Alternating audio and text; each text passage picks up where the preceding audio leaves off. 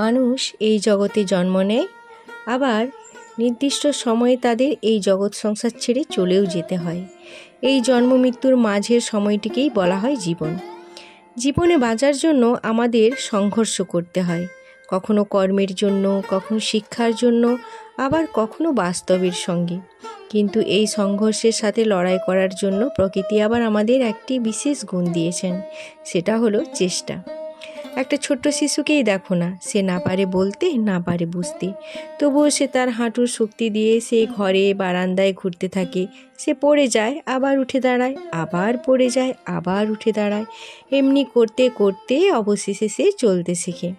আমাদের জীবনেও অনেক যুদ্ধ আসবে, কখনো আবার হারের সম্মুখীনও হতে হয়, কিন্তু সেই হারে যে মন থেকে হেরে যায়। এই জন্য বলে, যুদ্ধ রণভূমির আগে মনোভূমিতে শুরু হয়। যুদ্ধক্ষেত্রে জয়লাভের অনেক উপায় থাকে, কিন্তু যে মন থেকে হেরে যায় তাকে কখনোই জেতানো যায় না।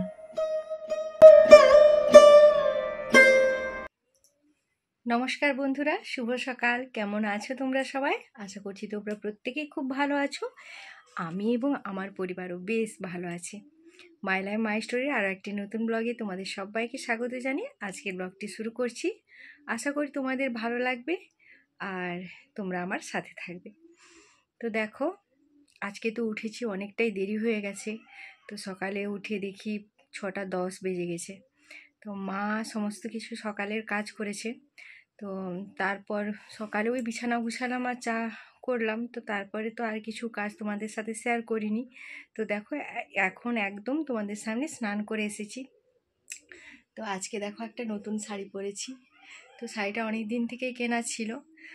আর তোমাদেরকে আজকে আরও একটা জিনিস তোমাদের সাথে শেয়ার করব, তো পরে, এখন বলছি না। তো অনেক দিন থেকেই কিনেছিলাম, তো পরিনি তার কারণ ভাদ্র মাস মানে আমার বাবুর জন্ম মাস, তো সেই জন্য ছেলের জন্ম মাসে নতুন জামা কাপড় পরতে নেই, তো সেই জন্য পরিনি। আর আজকে পরলাম, তো কেমন লাগছে তোমরা অবশ্যই কমেন্ট করে জানিও যে শাড়িটা কেমন হয়েছে। তো শাড়িটা আমাদের গ্রামে একজন পিসামশাই নতুন মানে ব্যবসা শুরু করেছে, তো তার কাছ থেকে নিয়েছি। আর শাড়িটার দাম কত জানো তো? শাড়িটা বেশ বড়ই আছে, মোটামুটি বড় আছে, খুব খারাপ না। তো শাড়িটার দাম তোমরা শুনলে হয়তো অবাক হবে, 180 টাকা দাম। তো পিসামশাইয়ের কাছ থেকে কিনেছি, তো তাই ভাবলাম যে আজকে পরে নিই। তো পরলাম। তো কেমন হয়েছে অবশ্যই কমেন্ট করে জানিও। আর চলো, আজকে অনেকটাই দেরি হয়ে গেছে, তো আজকে আর বেশি কথা বলবো না। আর রান্না বান্না করতে হবে, প্রায় এখন বাজে প্রায় 10:30। তো চলো নিচে যাওয়া যাক আর রান্না বান্নাটা তোমাদের সাথে শেয়ার করব। তো কি করি না করি সব কিছুই তোমরা দেখতে পাবে, তো সাথে থাকো, এটাই বলবো যে সাথে থাকো, সব কিছু দেখতে পাবে। চলো, নিচে এসে আমি উনুনটা ধরিয়ে নিচ্ছি। আর উনুন ধরাতে বলো না, এত কষ্ট হয় আমার জন্য, মাঝে মাঝে কান্না পায়। কি বলো তো, সব মোটা মোটা বাতা আর কাঠ, তো সেই জন্য উনুনটা ধরাতে ভীষণ কষ্ট হয়। আর ছোট ছোট খাঁচি থাকলে উনুনটা ধরাতে সুবিধা হয়, কিন্তু এখন তো ছোট খাঁচি নেই, কারণ মানে এখন বর্ষাকাল, ওই জন্য মানে এই বর্ষাটা ফুরিয়ে গেলে তখন কিন্তু আর অতটা কষ্ট হবে না উনুন ধরাতে। তো উনুন ধরাতে মনে পড়লো যে আমার ওষুধ খেতে ভুলে গেছি, তো সেই জন্য ওষুধটা খেয়ে নিলাম। আর তোমরা তো জানোই ওষুধ ছাড়া আমার চলেই না একদম। তো এইদিকে দেখো, চাল আর আলু ধুয়ে নিয়ে চলে এসেছি। তো আজকে রান্না করব, আলু ভাতে দিচ্ছি, আর একটু মাছের টক করব। পুঁটি মাছ আছে, ছোট মাছ, তো ওইটার টক করব, আর করব ডিমের ঝোল।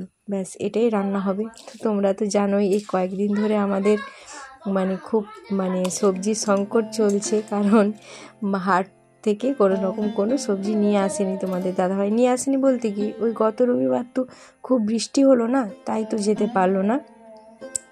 তো সেই জন্য একটু টানটুন করে চালাতে হচ্ছে, আর কি করা যাবে বলো, সব দিন তো আর সমান নয়, যেদিন যেমন সেদিন কিন্তু সেইভাবেই চালাতে হবে, তো সেটাই উচিত। তো এইদিকে দেখো আমি এখন ভাতে চালটা দিয়ে দিচ্ছি, ভাতে নয় সরি হাঁড়িতে চালটা দিয়ে দিচ্ছি।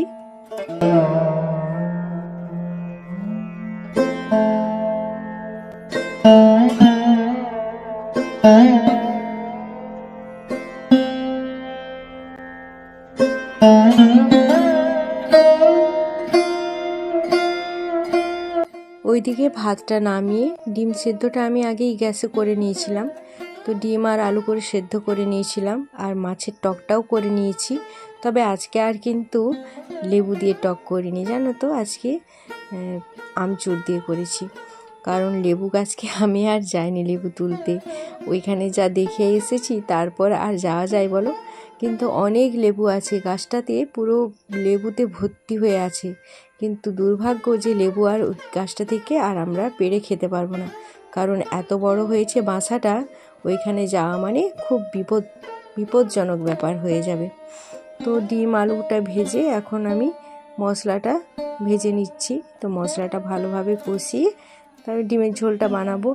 আর কি বলো তো, ডিমের ঝোল অতটা ভালো লাগে না, ডিমের কষাটাই ভালো লাগে, কিন্তু যেহেতু আর অন্য কিছু করব না, কারণ ডালটা অতটা খেতে চায় না, তোমাদের দাদাভাইও খেতে চায় না, বাবুও খেতে চায় না, সেই জন্য ভাবলাম এটাই একটু অল্প করে, বেশি ঝোল রাখবো না, অল্প করে ঝোল রেখে দেবো।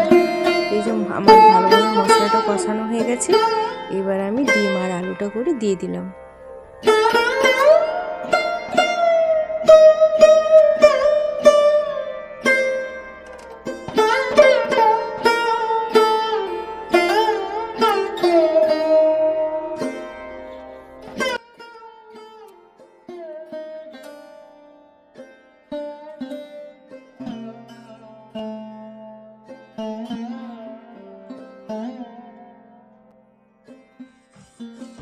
এই যে দেখো আমার দুপুরে রান্না বান্না হয়ে গেছে, এই যে আলু মাখিয়ে নিয়েছি আর ডিমের ঝোল, আর এখানে আছে মাছের টক সর্ষে আর আমচুর দিয়ে।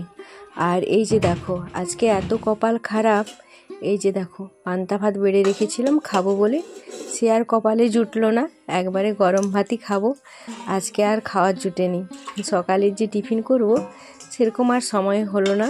তো যাই হোক, আর কি করা যাবে। আসলে কি বলতো, আজকে তো ঘুম থেকে উঠেছি দেরি করে, তাই সব কাজেই দেরি হয়ে গেছে, আর সমস্ত কিছু কাজ সময়ের সাথে ভজাতে গিয়ে সেই জন্য নিজের খাওয়াটুকুই আজকে আর হলো না।